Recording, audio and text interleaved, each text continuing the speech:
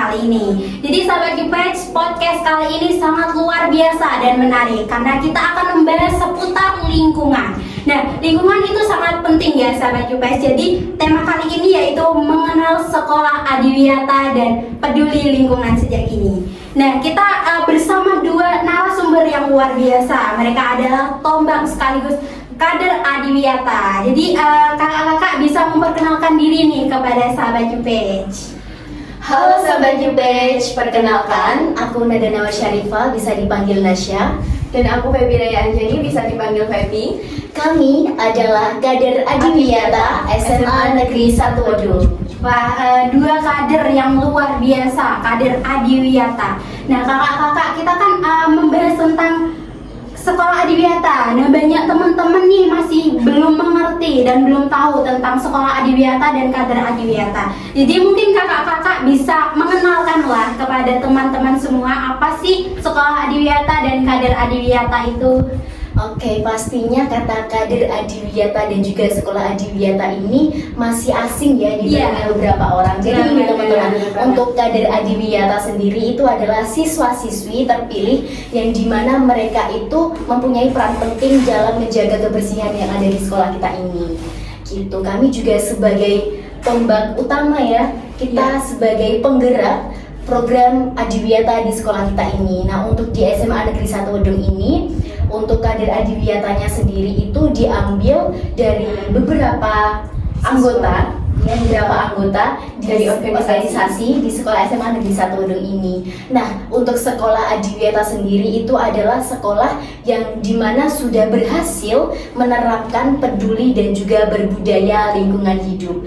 Tentunya pastinya kita akan menjadikan lingkungan sekolah kita ini menjadi lingkungan yang nyaman, yang aman, dan pastinya asri. Serta kita menumbuhkan sikap peduli lingkungan lah kepada teman-teman, kepada siswa-siswa dan juga masyarakat yang ada di SMA Negeri 1 Wedung ini untuk lebih peduli terhadap lingkungan dan juga mereka bisa melakukan kegiatan yang pastinya itu dapat berdampak baik pada lingkungan seperti itu. Luar biasa ya, sangat-sangat penting sekali. Iya, luar biasa ya sahabat Jupej, dua wanita sebagai tombak, sebagai contoh, sebagai pelopor untuk teman-temannya di lingkungan sekolah.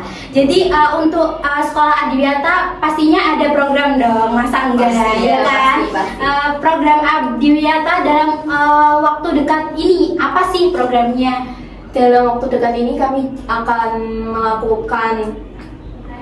punya rencana yang sangat seru tentunya agar lebih menghijaukan sekolah kita, seperti penanaman pohon, bibit pohon yang berbagai banyak sekali jenisnya, tapi juga itu sesuai dengan iklim kita, begitu Kak Ismi. Nah, selain itu kita juga akan memberi plan atau tanda pengenal di mana di situ terdapat jenis pohon atau nama pohon tersebut, lalu tanggal penanamannya demi bisa kita menumbuhkan rasa siswa dan siswi yang peduli terhadap lingkungan dan juga tanaman yang mereka tanam. Lalu juga kita akan melakukan kegiatan bersih-bersih secara massal dan juga besar-besaran. Nah, tidak hanya dalam kelas-kelas, tetapi di seluruh lingkungan sekolah, di seluruh lingkungan sekolah, seperti di lapangan dan terutama kamar mandi Kak Ismi. Karena kamar mandi itu tempat yang harus dibersihkan. Ya, mungkin tempat yang paling kotor ya di antara yang lain. Jadi seharusnya memang setiap hari seharusnya dibersihkan seperti itu. Nah, ini kan kalian menyampaikan program yang akan dalam waktu dekat ini. Nah, mungkin dari kalian apakah ada inovasi dari untuk program adiwiyata ini? Oke, pastinya kita sebagai kader adiwiyata di SMA Negeri 1 Wedung ini pastinya menginginkan lingkungan sekolah itu yang ramah terhadap lingkungan gitu ya. Kami akan melakukan pemilah dan memilih sampah teman-teman. Jadi sampah akan kami bedakan menjadi dua tipe, yaitu ada sampah organik dan juga sampah anorganik, yang dimana sampah organik ini akan kami olah menjadi kompos tanaman yang dapat bermanfaat untuk kesuburan tanah gitu ya.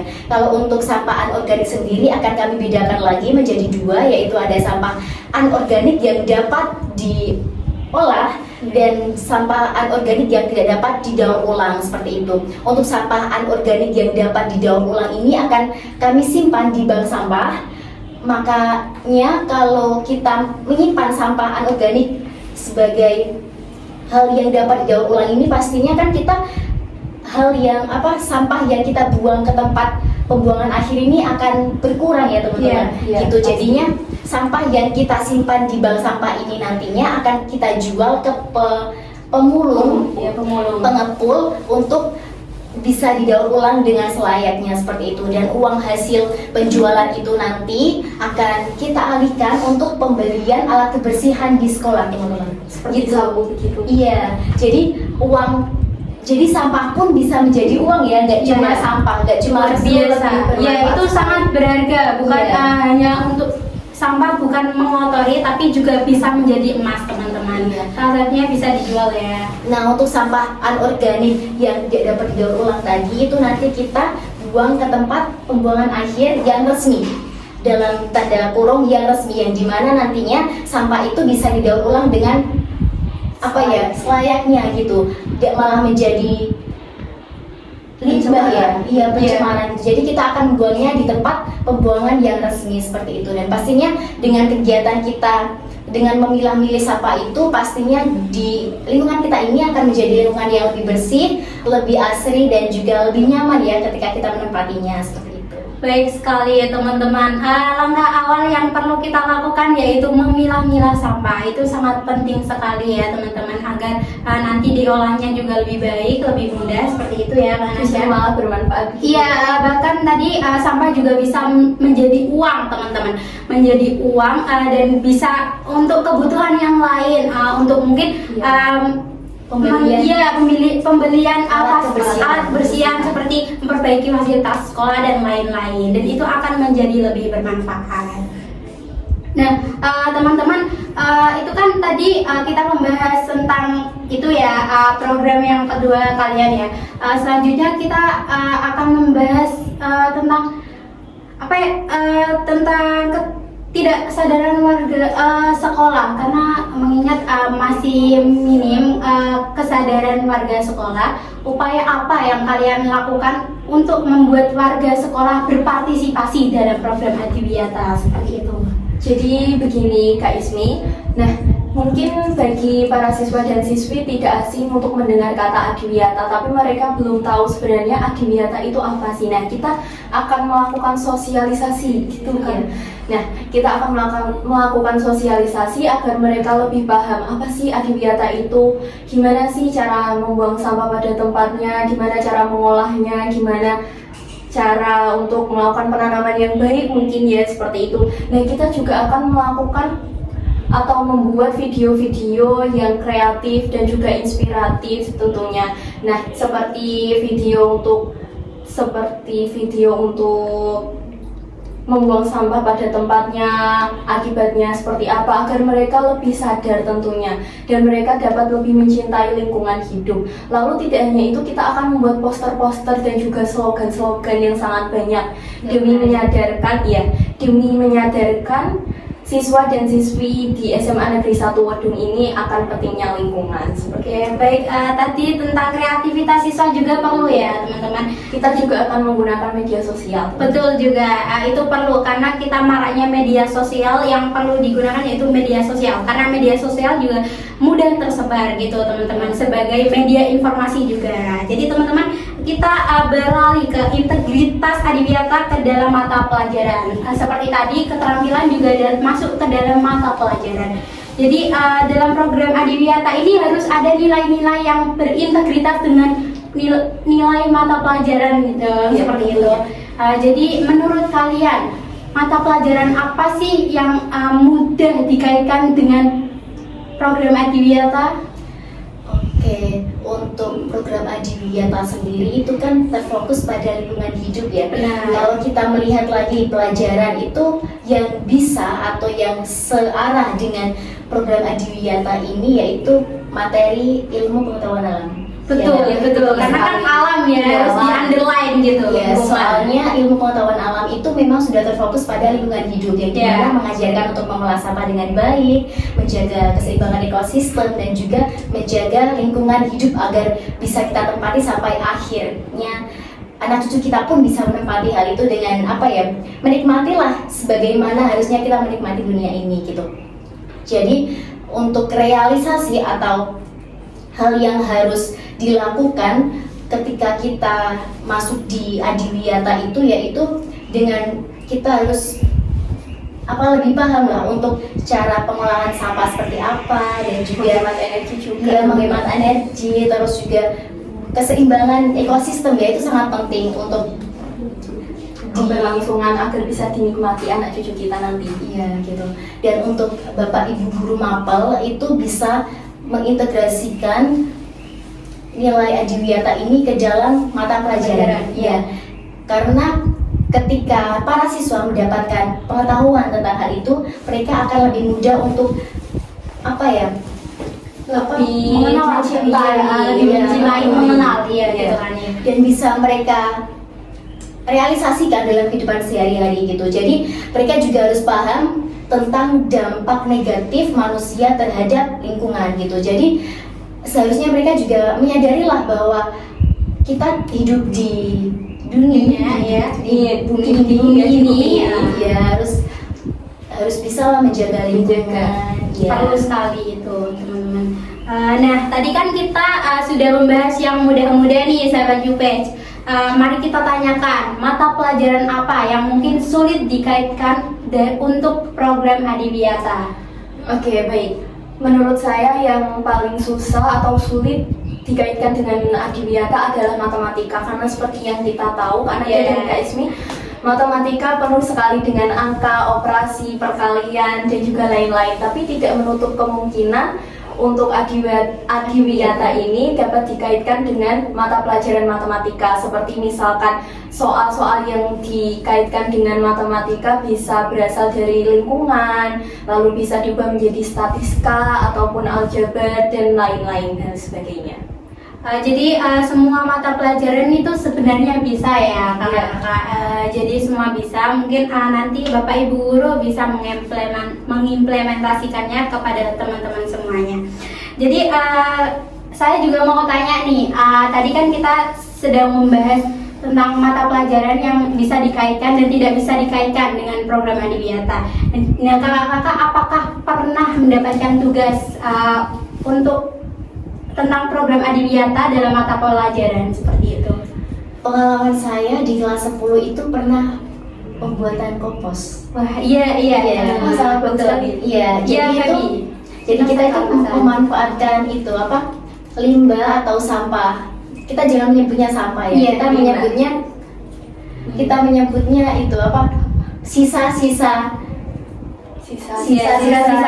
makanan ya. Oke, sampah organik itu akan kita olah menjadi kompos. Waktu itu kita prakteknya pakai buah-buahan yang sudah tidak terpakai. Contohnya buah-buahan yang busuk bisa kita jadikan sebagai kompos gitu. Dan Berarti termasuk kulit-kulitnya pun bisa? iya bisa. Soalnya itu termasuk sampah organik gitu. Difermentasi dia. Iya, terus ada lagi itu pembuatan pot dari handuk atau barang bekas gitu ya. Jadi kita memanfaatkan barang bekas agar bisa digunakan ke depannya sebagaimana dia bisa dimanfaatkan seperti itu. Jadi Agar lebih bermanfaat. iya, walaupun barang bekas yang kelihatannya tidak bisa dimanfaatkan, tidak mempunyai nilai guna, itu pun bisa kita gunakan dan bisa kita ubah menjadi barang yang baru seperti itu. Itu berarti sampah atau barang bekas bukan berarti tidak berharga ya teman-teman. Jadi semuanya itu berharga, tergantung kita cara mengolahnya seperti itu. Dan teman-teman juga di kelas 11 ini saya ada mata pelajaran yang berkaitan dengan program Adiwiyata nih. Jadi tentang budik damber, budidaya ikan dalam ember teman-teman. Jadi itu juga bukan tentang program Adiwiyata saja, itu juga akan memberikan hasil. Misalkan penghasilan untuk kita kan masih pelajar ya, jadi kita bisa mendapatkan uang dari hal tersebut. Jadi sekolah bukan tentang teori saja. Iya, teori saja iya, tapi menyiapkan kita juga untuk di dunia luar atau dunia kerja seperti itu. Iya.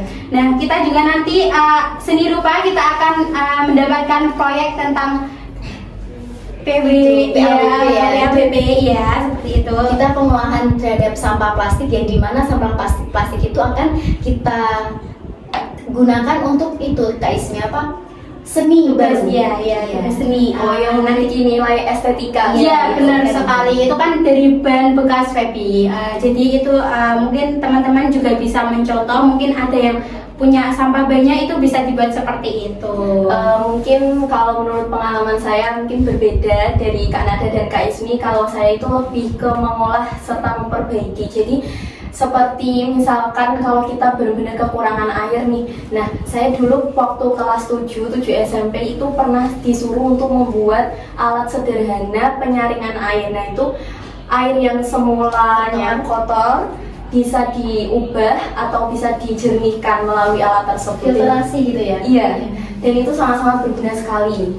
Itu sangat bermanfaat teman-teman. Mungkin nanti kalau airnya mungkin sumber airnya sangat kotor bisa disaring karena kita memiliki pengetahuan yang telah diajarkan di sekolah seperti itu. Dan juga kan ilmu teknologi sekarang sudah merajalela ya. Iya, betul. Dimana kalian punya barang bekas yang awalnya kalian mikir itu tidak mempunyai nilai guna dan tidak memiliki nilai estetika sama sekali. Ketika kalian mengolahnya itu pun bisa menjadi barang yang lebih bermanfaat. Betul.